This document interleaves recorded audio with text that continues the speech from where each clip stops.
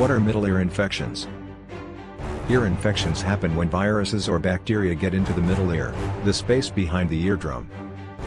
When a child has an ear infection, also called otitis media, the middle ear fills with pus, infected fluid. The pus pushes on the eardrum, which can be very painful. Otitis media, OM, or middle ear inflammation is a spectrum of diseases. It includes acute otitis media, AOM, otitis media with effusion, OMA, glue ear, and chronic suppurative otitis media, CSOM. OM is among the most common diseases in young children worldwide. Although OM may resolve spontaneously without complications, it can be associated with hearing loss and lifelong sequelae. In developing countries, CSOM is a leading cause of hearing loss. OM can be of bacterial or viral origin. During colds, viruses it can ascend through the eustachian tube to the middle ear. Then it paves the way for bacterial otopathogens that reside in the nasopharynx. Diagnosis depends on typical signs and symptoms. Symptoms such as acute ear pain and bulging of the tympanic membrane, eardrum, foramen and hearing loss for OMA. Diagnostic modalities include pneumatic, otoscopy, tympanometry and audiometry. Otoscopy is a clinical procedure used to examine structures of the ear, particularly the external auditory canal, tympanic membrane, and middle ear. Tympanometry is an acoustic evaluation of the condition of the middle ear eardrum and the conduction bones by creating variations of air pressure in the ear canal. Tympanometry is an objective test of middle ear function. An audiometry exam tests your ability to hear sounds. Symptomatic management of ear pain and fever is the mainstay upon treatment, reserving antibiotics for children with severe, persistent or recurrent infections. Management of OMA largely consists of watchful waiting. Ventilation, tympanostomy, tubes used primarily for children with chronic effusions and hearing loss, developmental delays or learning difficulties. The role of hearing aids to alleviate symptoms of hearing loss in the management of OMA needs further study. Insertion of ventilation tubes and adenoidectomy are common operations for recurrent OMA to prevent recurrences, but their effectiveness is still debated. There are reports of a decline in the incidence of OM over the past decade. It is attributed to the implementation of clinical guidelines that promote accurate diagnosis and judicious use of antibiotics and to pneumococcal conjugate vaccination. But OM still continues to be a leading cause for medical consultation, antibiotic prescription and surgery in high-income countries. Eustachian tube anatomy. An anatomical and functioning eustachian tube not only contributes to the protection of the middle ear against the influx of bacterial otopathogens and respiratory viruses. It is also essential for the drainage of secretions from the middle ear space and for pressure equalization. Indeed, the anatomy of the immature eustachian tube in infants has a central role in the susceptibility to infections of the middle ear. The eustachian tube. The eustachian tube epithelium is the frontline defense against the passage and colonization of otopathogens from the nasopharynx. The eustachian tube epithelium predominantly consists of ciliated respiratory epithelial cells, which produce antimicrobial proteins, such as lysozyme. It is interspersed with goblet cells, which produce both mucoid and serous mucus. The direction of mucociliary flow is from the middle ear through the eustachian tube to the nasopharynx. That, in combination with epithelial secretion of antimicrobial proteins, protects against bacterial colonization of the middle ear. Anatomically, the eustachian tube is shorter, wider and more horizontal in infants and young children, less than 1 year of age, than in adults. It facilitates otopathogen transmission through to the middle ear and increases the risk of OM. Frequent placement of infants in the supine position can also exacerbate infection risk. As children grow, the skull base extends downward, increasing the angle of the eustachian tube gradually from approximately 10 degrees at birth to 45 degrees in adults. Concurrently, the length of the eustachian tube increases from 13 mm to 35 mm. These anatomical changes as well as functional maturation of the immune system might contribute to a reduced risk of OM as children age, even in children who are at high risk of OM. Causes of otitis media. An ear infection is caused by a bacterium or virus in the middle ear. This infection often results from another illness, cold, flu or allergy, that causes congestion and swelling of the nasal passages, throat and eustachian tubes. Role of eustachian tubes. The eustachian tubes are a pair of narrow tubes that run from each middle ear to high in the back of the throat, behind the nasal passages. The throat end of the tubes open and close to regulate air pressure in the middle ear, refresh air in the ear, drain normal secretions from the middle ear. Swollen eustachian tubes can become blocked, causing fluids to build up in the middle ear. This fluid can become infected and cause the symptoms of an ear infection. In children, the eustachian tubes are narrower and more horizontal, which makes them more difficult to drain and more likely to get clogged. Role of adenoids. Adenoids are two small pads of tissues high in the back of the nose believed to play a role in immune system activity. Because adenoids are near the opening of the eustachian tubes, swelling of the adenoids may block the tubes. This can lead to middle ear infection. Swelling and irritation of adenoids is more likely to play a role in ear infections in children because children have relatively larger adenoids compared to adults. Related conditions. Conditions of the middle ear that may be related to an ear infection or result in similar middle ear problems include otitis media with effusion. Otitis media with effusion, or swelling and fluid buildup, effusion, in the middle ear without bacterial or viral infection. This may occur because the fluid buildup persists after an ear infection has gotten better. It may also occur because of some dysfunction or non-infectious blockage of the eustachian tubes. Chronic otitis media with effusion occurs when fluid remains in the middle ear and continues to return without bacterial or viral infection. This makes children susceptible to new ear infections and may affect hearing. Chronic suppurative otitis media, an ear infection that doesn't go away with the usual treatments. This can lead to a hole in the eardrum. Risk factors. Risk factors for ear infections include 1. Age. Children between the ages of 6 months and 2 years are more susceptible to ear infections. It is because of the size and shape of their eustachian tubes and because their immune systems are still developing. 2. Group child care. Children cared for in group settings are more likely to get colds and ear infections than are children who stay home. The children in group settings are exposed to more infections, such as the common cold. 3. Infant feeding. Babies who drink from a bottle, especially while lying down, tend to have more ear infections than do babies who are breastfed. 4. Seasonal factors. Ear infections are most common during the fall and winter. People with seasonal allergies may have a greater risk of ear infections when pollen counts are high. 5. Poor air quality. Exposure to tobacco smoke or high levels of air pollution can increase the risk of ear infections. 6. Alaska Native heritage. Ear infections are more common among Alaska Natives. 7. Cleft palate. Differences in the bone structure and muscles in children who have cleft palates may make it more difficult for the eustachian tube to drain.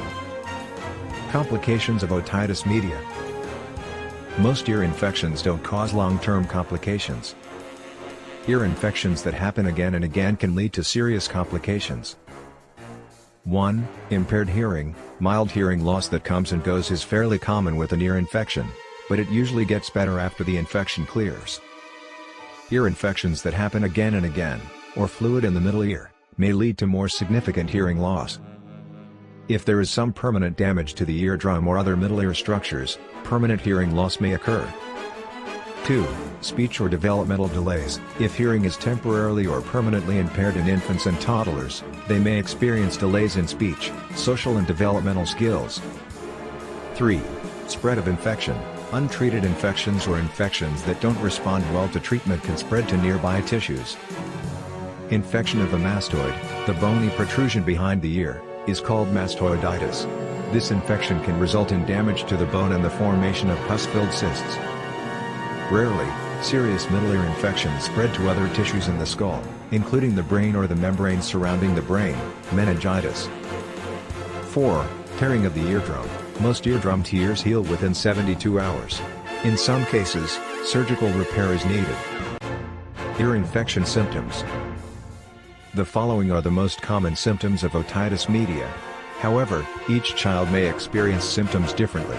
Symptoms may include 1. Unusual irritability. 2. Difficulty sleeping or staying asleep. 3. Tugging or pulling at one or both ears. 4. Fever, especially in infants and younger children. 5. Fluid draining from ears. 6. Loss of balance. 7. Hearing difficulties. 8. Ear pain. The symptoms of otitis media may resemble other conditions or medical problems. Always consult your child's healthcare provider for a diagnosis. How is otitis media diagnosed? In addition to a complete medical history and physical examination, your child's healthcare provider will inspect the outer ears and eardrums using an otoscope. The otoscope is a lighted instrument that allows the healthcare provider to see inside the ear. A pneumatic otoscope blows a puff of air into the ear to test eardrum movement.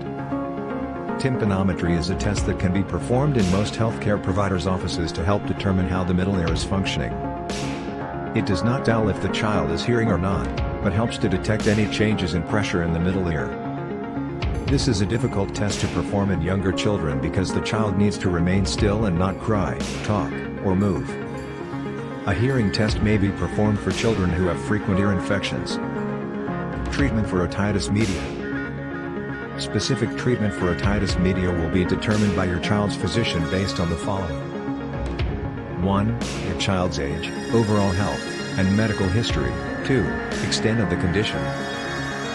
3. Your child's tolerance for specific medications, procedures, or therapies. 4. Expectations for the course of the condition. 5. Your opinion or preference. Treatment may include antibiotic medication by mouth or ear drops, medication for pain. If fluid remains in the ears for longer than 3 months, your child's physician may suggest that small tubes be placed in the ears. This surgical procedure, called myringotomy, involves making a small opening in the eardrum to drain the fluid and relieve the pressure from the middle ear. A small tube is placed in the opening of the eardrum to ventilate the middle ear and to prevent fluid from accumulating. The child's hearing is restored after the fluid is drained. The tubes usually fall out on their own after 6 to 12 months. Your child's surgeon may also recommend the removal of the adenoids, lymph tissue located in the space above the soft roof of the mouth, also called the nasopharynx, if they are infected. Removal of the adenoids has shown to help some children with otitis media. Treatment will depend upon the type of otitis media. Consult your child's physician regarding treatment options. What are the effects of otitis media? In addition to the symptoms of otitis media listed above, untreated otitis media can result in any or all of the following. Infection in other parts of the head, permanent hearing loss, problems with speech and language development. Prevention of otitis media. Because OM is a multifactorial disease, various strategies can be used for prevention. The strategies mainly focus on reducing modifiable risk factors, such as bacterial and viral infections and environmental risks. Chemoprophylaxis. Chemoprophylaxis using antibiotics and surgical interventions to reduce the burden of OM in children are discussed in the management section. Vaccines directed against bacterial otopathogens. The goal of the vaccines is to reduce or eliminate nasopharyngeal colonization of S. pneumoniae, non-typable H. influenza and M. catarrhalis. Vaccines directed against respiratory viruses. As OM is generally preceded by symptomatic virality, the prevention of virality may make an impact on OM incidence. To date, the only available vaccines against viral respiratory infection are for influenza virus.